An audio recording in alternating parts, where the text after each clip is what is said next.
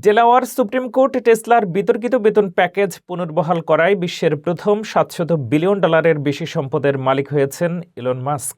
ফোর্বসের হিসেবে তার মোট সম্পদ এখন প্রায় $749 বিলিয়ন, যা বৈশ্বিক ব্যবসা জগতে নতুন ইতিহাস গড়েছে।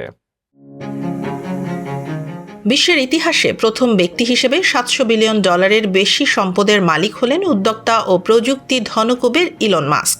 ডেলাওয়্যার সুপ্রিম কোর্ট টেসলার বিতর্কিত বেতন প্যাকেজ পুনর্বহাল করার পর তার সম্পদের পরিমাণ বেড়ে দাঁড়িয়েছে প্রায় $749 বিলিয়ন।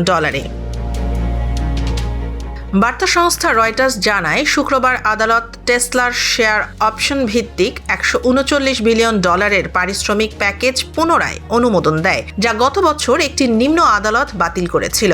এই আদালত তখন এই প্যাকেজকে অবিশ্বাস্য বলে মন্তব্য করেছিল। তবে সুপ্রিম কোর্ট রায়ে জানায় 2024 সালের সেই সিদ্ধান্ত ছিল অনুচিত এবং মাস্কের প্রতি অন্যায্য। 2018 সালে ঘোষিত এই বেতন প্যাকেজটির প্রাথমিক মূল্য ছিল $56 বিলিয়ন, যা এখন ইতিহাসের সবচেয়ে বড় কর্পোরেট পারিশ্রমিক প্যাকেজ হিসেবে বিবেচিত হচ্ছে। এর আগে চলতি সপ্তাহেই মাস্ক $600 বিলিয়ন সম্পদ অতিক্রম করেন, যখন তার মহাকাশ সংস্থা স্পেস এক্স শেয়ার বাজারে তালিকাভুক্ত হতে পারে এমন খবরে বিনিয়োগকারীদের আগ্রহ বাড়ে। এদিকে গত নভেম্বরে টেসলার শেয়ার হোল্ডাররা মাস্কের জন্য $1 ট্রিলিয়ন ভবিষ্যৎ বেতন পরিকল্পনায় অনুমোদন দেন।